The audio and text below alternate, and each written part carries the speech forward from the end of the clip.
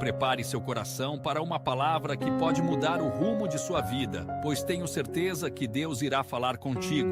Fique até o fim e não se esqueça de comentar sobre a mensagem. Deixa seu like e compartilhe. Se coloca agora comigo no lugar de Deus. Se você fosse Deus, você salvaria você mesmo? Claro que não, irmão. Se você fosse Deus, você deixaria seu filho morrer por alguém que não merece? Se coloque 10 segundos no lugar de Deus agora. É desse amor que eu estou falando, não existe outro. É dessa compreensão que eu estou falando. Faz de conta que você é Deus. Aí o seu filho, que está ali talvez no Kids, ele vai crescer e Deus um dia vai chegar: mãe, pai, eu quero morrer. Eu quero morrer para salvar a vida do traficante, do estuprador, do abusador, do pedófilo, da prostituta. E a lista é grande, irmão. Do João, do Luiz Hermínio, da Maria, do corrupto, do mentiroso, do fofoqueiro, do imoral. Mãe, eu vou morrer por ele. Você ia deixar, irmão? Deus não só deixou, como deu. Ele deu o seu filho. E o que Deus espera de mim e de você é que a gente entenda o que é amor. Que a gente entenda o que é amor. Todo mundo aqui tem noção do certo e do errado, irmãos. E nós temos que aprender a separar o pecado do pecador. Porque o pecado precisa ser abominável. O crime precisa ser abominado. Mas o criminoso precisa ser amado.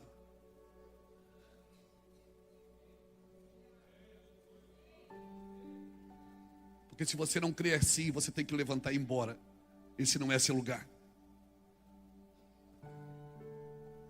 Porque se não é assim que você crê, você não entendeu o evangelho. Faça um curso de boas maneiras, vai ser melhor para você. Evangelho é você morrer por alguém, amigo. É você perder a razão por alguém.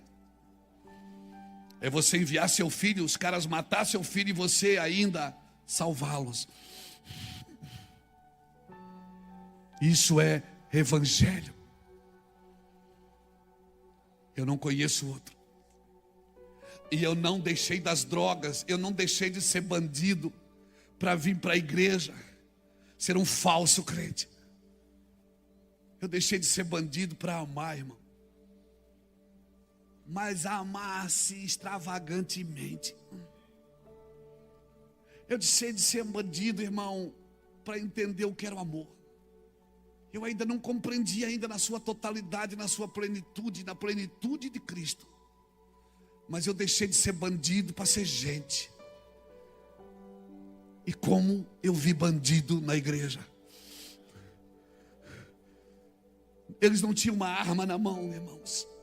Eles tinham um tribunal no seu coração. Eles não tinham uma faca numa 357, uma 45.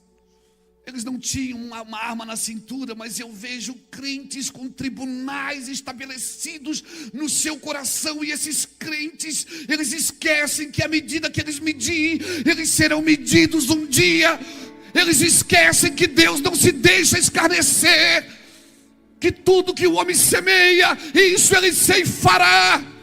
E ele está tendo uma oportunidade de amar, de chorar, de estender a mão e dizer: Deus, eu estou posto a morrer por isso. Isso é evangelho. É alguém dando a vida por alguém. Isso é evangelho. Mas nós queremos que Deus dê o que a gente está pedindo. É isso que esse texto está tentando me dizer. Ou seja, Deus dá o que você está pedindo, até você descobrir que isso é uma derrota na sua vida. Se o meu próprio Jesus, na noite da sua angústia, Pediu para 3 amigos orar com ele e os amigos não puderam acompanhá-lo, porque aquele momento é seu. Tem momento que é só seu, ninguém pode te ajudar. E ele foi sozinho, suou gotas de sangue, encharcou, ele sangrou primeiro no jardim antes de sangrar na cruz. Ele sangrou chorando e pedindo: Pai, se possível for, eu não queria fazer isso. Na realidade eu não queria morrer agora, mas contudo seja feita a tua vontade, não a minha. E levantou decidido, e ele sabia que ali ia começar a acontecer algo. Ele chamou os discípulos e disse: vamos, porque aí vem o filho da perdição, aí vem o diabo, e ele nada tem em mim. Ou seja, eu estou morrendo porque eu amo. Só quem ama tem a capacidade de morrer por alguém. E o Senhor disse: você quer isso? Eu te dou. Tem coisas que você quer, eu posso te dar, mas sabe o que é que isso vai acontecer com você? Vai definhar a sua alma. Tem um peso de angústia que é protetivo na sua vida, irmão. Tem um peso de angústia que ele é poderoso na sua vida. Você precisa sentir essa angústia, porque senão você vai crescer e vai desviar. Você vai prosperar e vai desviar. Você vai ficar famoso e vai desviar. Por isso tem um peso de angústia que é necessário que te acompanhe, irmãos.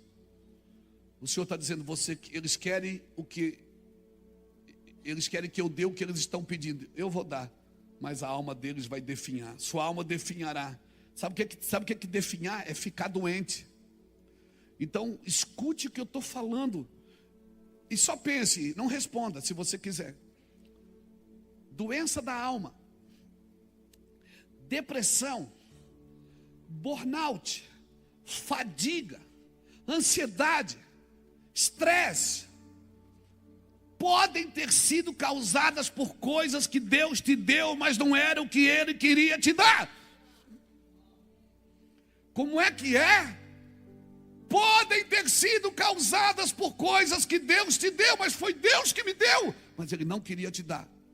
Então para que Ele deu? Te deu para você acordar e ver que a vontade dele está equivocada com a sua vontade. A sua vontade está equivocada com a vontade dele.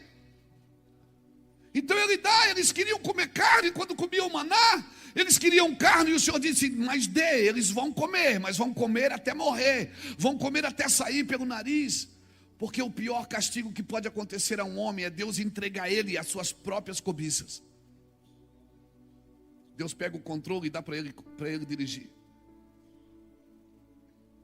A pior coisa que pode acontecer para mim e para você, meu querido irmão, é Deus entregar a gente as nossas próprias vaidades, as nossas próprias ambições e as nossas próprias cobiças.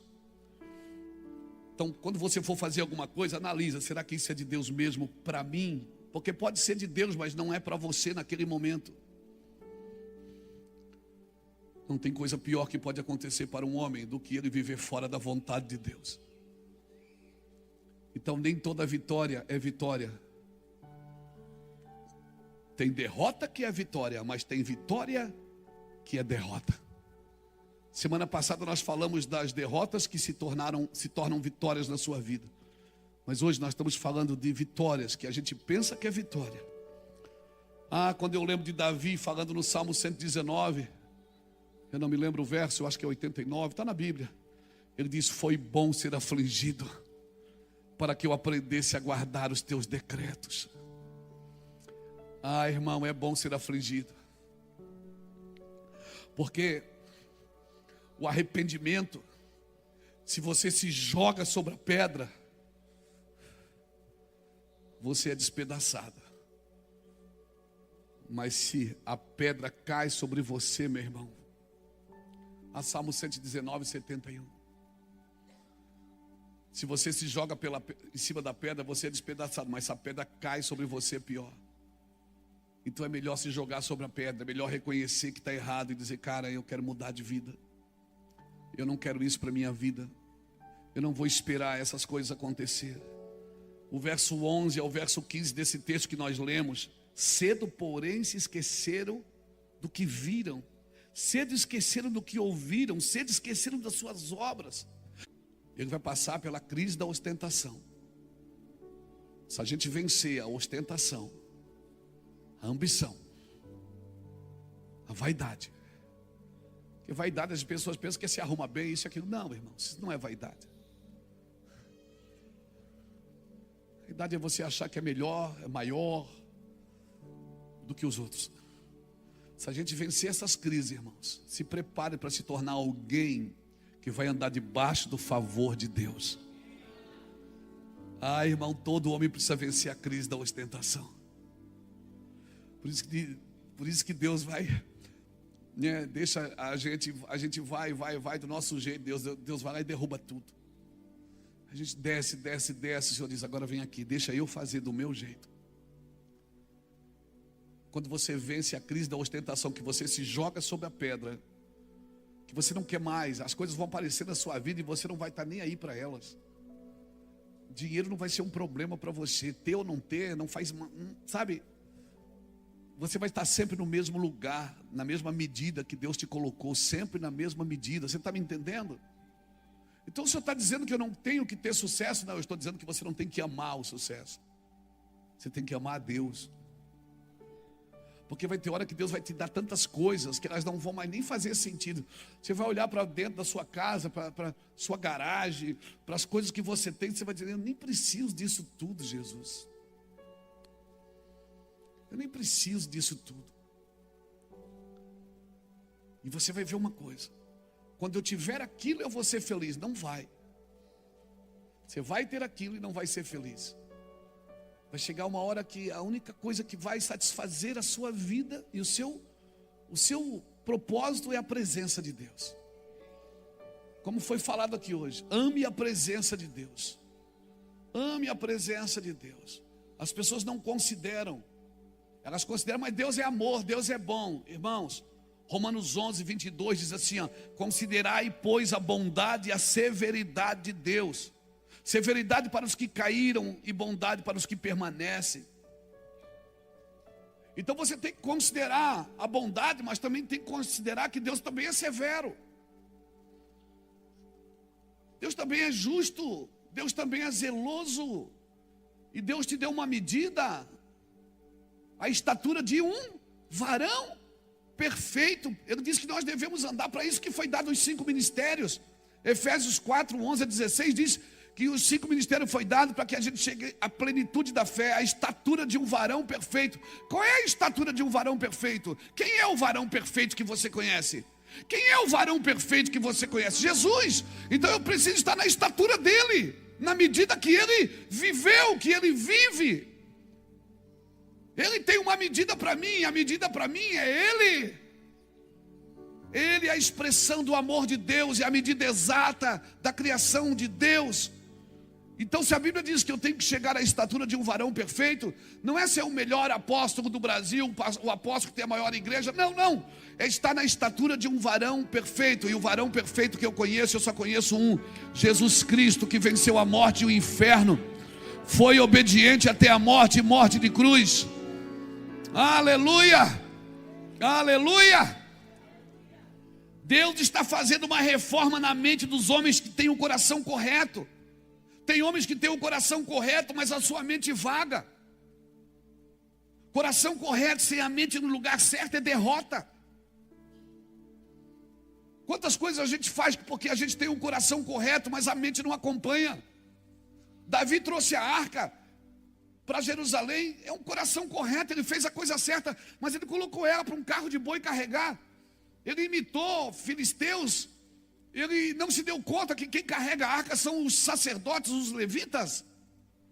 Então só ter um coração correto, mas uma mente que não acompanha esse coração correto é perigoso, irmãos. Amém, irmãos? Então o nosso vaso precisa estar em constante quebraceira. Deus levou Jeremias na casa do oleiro e mostrou como se confeccionava o vaso. E ele diz: e eu vi que o vaso quebrou na mão do oleiro. Vaso, quando quebra na mão do oleiro, irmãos, não é derrota, é um batismo de continuidade. Você está sendo quebrado para ser refeito. Eu quero declarar: você está sendo quebrado para ser refeito, Para quando você acordar, você vai acordar numa nova natureza.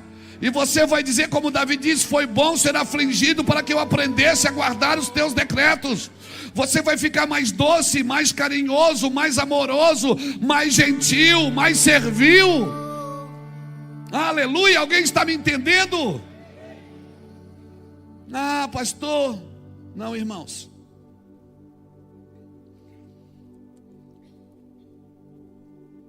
As coisas estão tão aceleradas que parece que as pessoas não têm mais tempo para nada. Nos tempos antigos, os veículos mais rápidos que a gente tinha, o que era? Era um cavalo, né? Era a pé. Jesus fez tudo a pé. E era um cavalo. Aí você vai estudar a partir de 1830, que começaram a fazer os motores. Aí já começou uma velocidade maior. Depois veio os trens, os aviões, os jatos. E a gente fez tudo isso, tudo acelerado para quê? Para ter mais tempo. Eu vi uma postagem, uma fala do Billy Graham essa semana falando disso. O finado Billy Graham. E eu parei ali, fiquei olhando e disse: é verdade. Ele diz: a gente acelerou o passo. Hoje você faz uma viagem de 600 quilômetros, pega um voo aqui em Navegantes, 45 minutos, você desce em São Paulo. Loucura, irmão. Não dá tempo nem de comer a batatinha. Que nem tem mais a batatinha, precisa voltar o azul. Bota a batatinha de novo. Mas temos menos tempo que nossos pais tinham. Temos menos tempo que os nossos avós tinham. A gente acelerou o tempo para ganhar tempo e está perdendo mais tempo. Fizemos mais rápido e não temos mais tempo. Salmo 31, verso 15.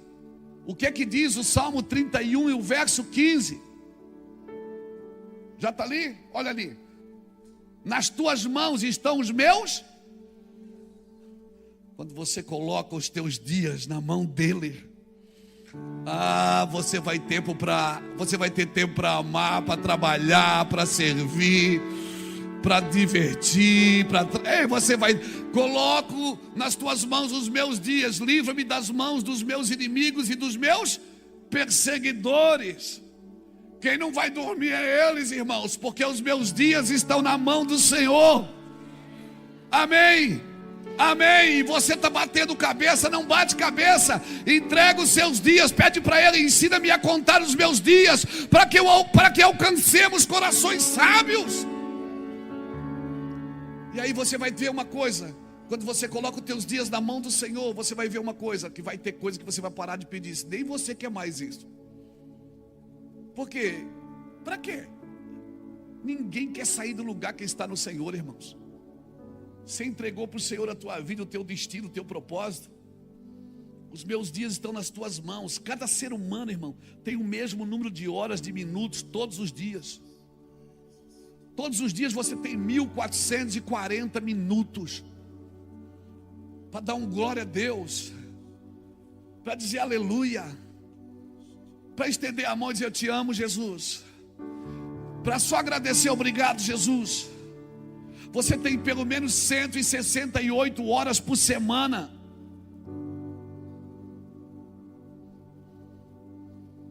E se você viver até 70 anos, meu amigo, você vai ter muito tempo. A minha pergunta é: você já parou para pensar o que é a sua vida? Se a Bíblia diz que ela é como um vapor que passa. Na mão de quem está nossos dias? Na mão de quem está o nosso tempo? Quem cuida desse tempo? Se o meu tempo já está na mão de Deus, ele está definido, ele não está indefinido. O meu tempo na mão de Deus está definido, porque já não sou mais eu que vivo, é Cristo que vive em mim. Assim diz as Escrituras. E ninguém, por mais rico que seja, pode comprar mais dias, pode comprar mais tempo. Não pode, irmão. Por mais rico que seja, não pode. Nenhum cientista pode inventar mais minutos. Não pode.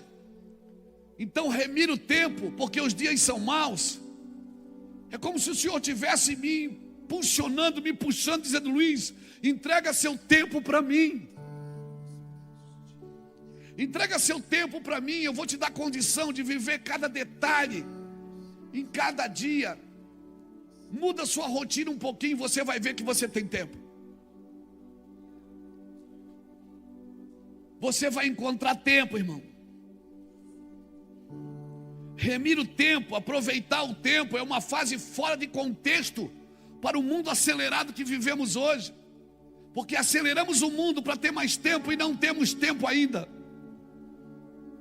E a forma que você gasta seu tempo define o que você espera dos próximos dias. Como você gasta seu tempo. Então o Senhor, querido, está me dizendo o seguinte: Luiz, tem muita coisa que você está pedindo que não faz sentido, mas tem muita coisa que eu queria te dar, mas você não sabe disso. Sabe por quê? Porque você não gasta tempo comigo. E porque você está tendo algumas coisas que você me pediu, você acha que eu estou aprovando toda a sua movimentação. Cara, eu chorei muito esses dias, porque eu pensei: o que eu tenho que fazer com a minha vida, Deus? Ele disse: com a sua vida nada, você já me entregou. Você não pode ficar pegando ela de volta para fazer as coisas do seu jeito e não do jeito que eu quero que você faça. Ei, se prepare, irmão. Eu não vim aqui te trazer peso, não. Eu vim aqui te preparar para os próximos dias. Eu vim aqui dizer para você: solte algumas coisas que não faz sentido. Esses pedidos talvez não fazem sentido para você agora. Deixa anotado lá, deixa na caixa da espera. Deus tem coisas para você fazer, se tornar, que nem você imaginou. Mas porque a gente fica pedindo as coisas que Deus não quer nos dar, e a gente acha que já é o suficiente. Não, irmão, se a minha Bíblia diz que nem olhos viram, nem ouvidos ouviram, e nem está no coração do homem aquilo que Deus preparou para ele, mas o Espírito nos revela. Converse com o Espírito Santo, ele vai te mostrar coisas que Deus tem para você. Ei, você precisa entender o que eu estou dizendo, porque aí está a chave. A Bíblia diz assim: ó, vós que sois maus, sabei das boas coisas aos vossos filhos. Imagine o vosso Pai que está no céu, não vos dará a quem pedir o Espírito Santo? Olha a deixada de Deus aí. Sabe o que Deus está dizendo? Você me pede tantas coisas que eu não quero dar. Por que você não me pede o Espírito Santo? Para que eu vou pedir o Espírito Santo? Porque nós não sabemos pedir como convém. Mas o Espírito Santo, Romanos 8:26 diz que nós não sabemos pedir como convém, mas o Espírito intercede conosco com gemidos inexprimíveis. Porque segundo a vontade de Deus é que Ele intercede por nós. O que é que eu aprendo aqui? Eu aprendo por que eu estou pedindo mal. Porque eu não estou deixando o Espírito Santo fazer o trabalho dele. Se eu deixar o Espírito Santo pedir no meu lugar, ele vai pedir a coisa certa. Por quê? Porque segundo a vontade de Deus é que Ele intercede por nós. Amém? Amém? Deixa eu fazer um teatrinho gospel aqui. Cris, fica de pé aqui. Você vai ser Deus agora. O Cris faz cara de Deus agora. Cris vai ser o Deus aqui. Está aqui o Deus. Aqui. Vem cá. Jackson, você dobra o joelho aí e ora. Isso. O Jackson está pedindo. Ele sabe o que Deus quer dar? Ele não sabe. Mas Deus enviou quem?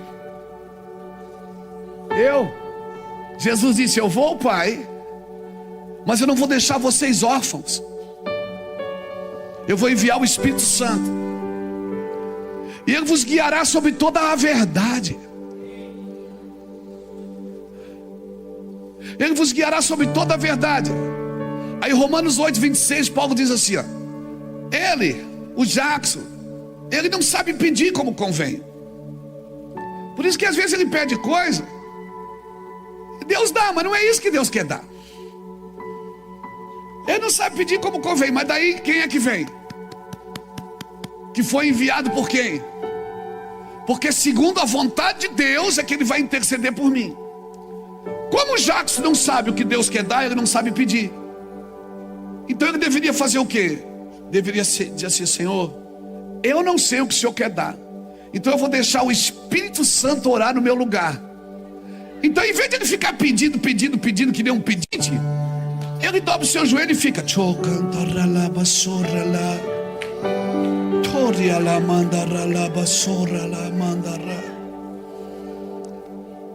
mas eu não estou entendendo. Ainda bem que você não está entendendo, porque senão você ia manipular essa oração. Essa é a linguagem do Espírito Santo. Por isso que Paulo diz: eu glorifico a Deus que fala em línguas mais do que todos vós. Você conhece alguém que foi no terceiro céu? Eu conheço. Que viu coisas inefáveis? Eu conheço. Deixa o Espírito que está aí dentro orar no seu lugar.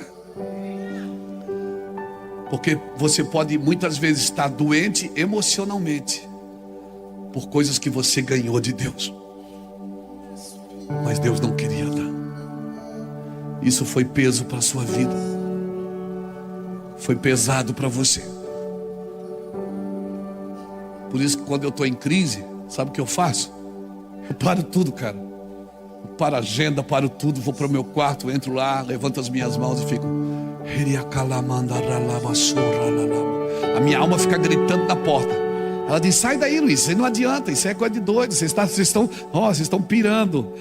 E eu fico lá, e a minha alma, ela fica gritando: não adianta você estar fazendo isso aí, é coisa de criança, coisa de menino. E eu fico lá: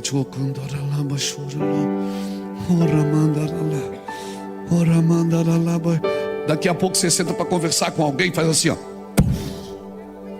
Daqui a pouco você abre as escrituras, faz assim, ó.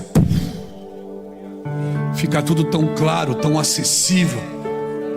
O Wi-Fi fica ligado, irmão.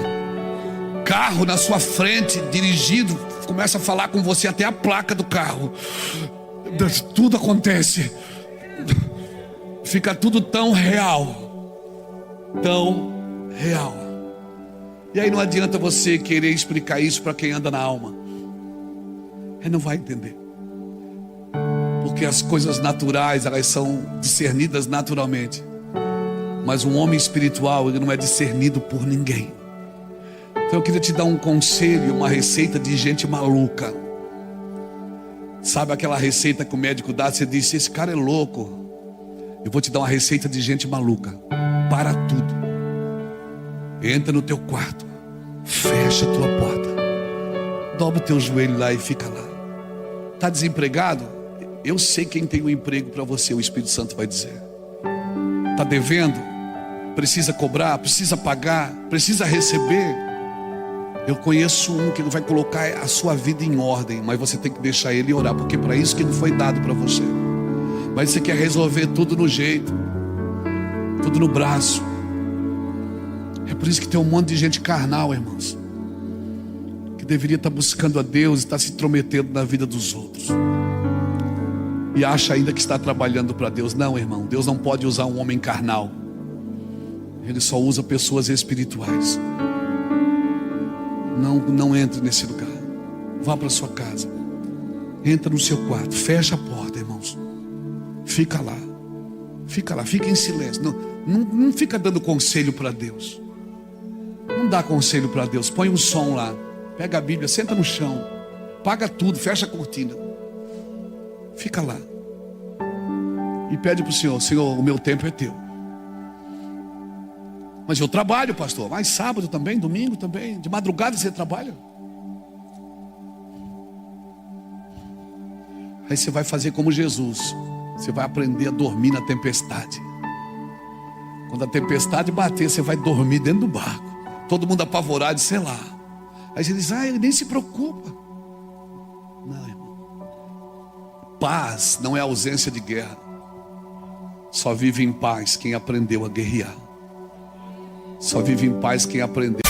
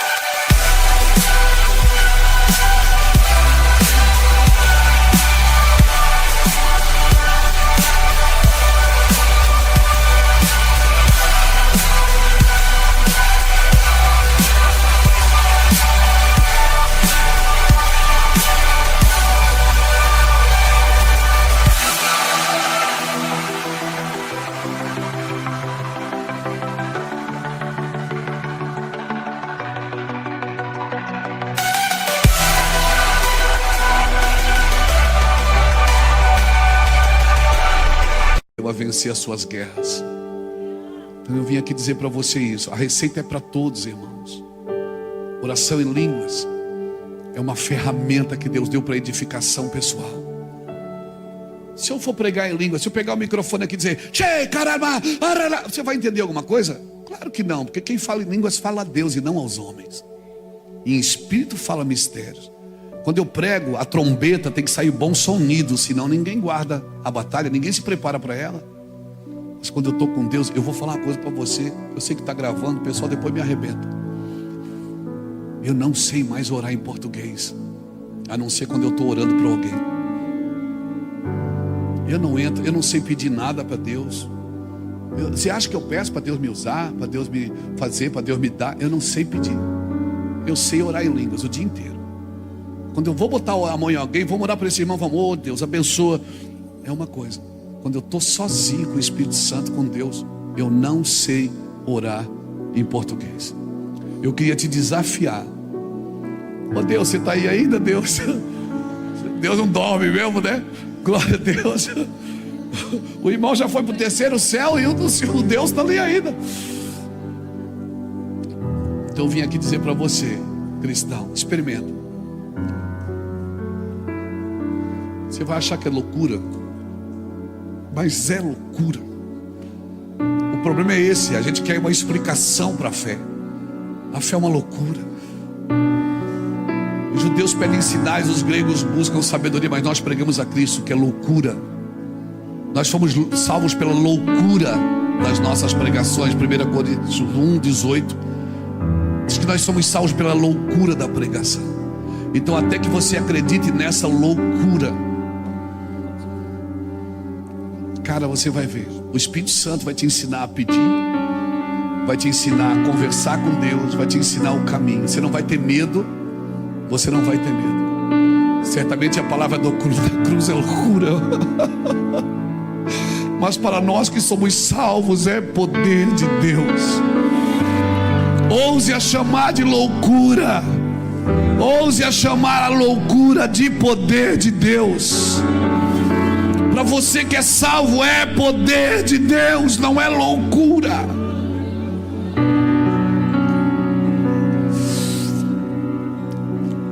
Deus me deu uma palavra esses dias para o café, eu devo ministrar ela no café de pastores. A ordem da desordem. Quando Deus traz ordem, por que você acha que Ele acendeu a luz? Você acha que o Espírito estava pairando sobre as águas para quê? O Espírito estava pairando sobre as águas para quê? Ele estava surfando? Não! Ele estava esperando uma ordem de Deus. O Espírito está aqui, ele está esperando uma ordem de Deus. Está esperando alguém que queira, alguém que deixe ele ser o Espírito Santo. E o Espírito pairava sobre a face das águas. Então Deus disse para a terra que estava sem forma e vazia, Ele disse: haja luz, e houve luz.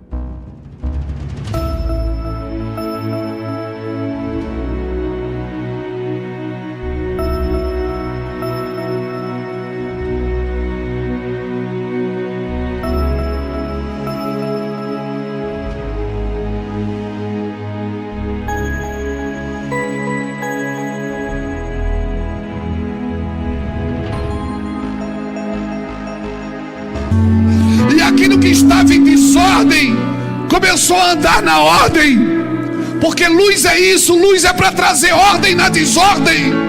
Por isso meu Jesus disse: eu sou a luz do mundo. Espírito Santo está aqui agora. Ele não é uma promessa, ele é uma realidade. Ele não vai vir, ele já está aqui. Ele já desceu há 2000 anos atrás. É você que tem que falar com ele e ativá-lo na sua vida. O Wi-Fi está ligado, você pode chamá-lo.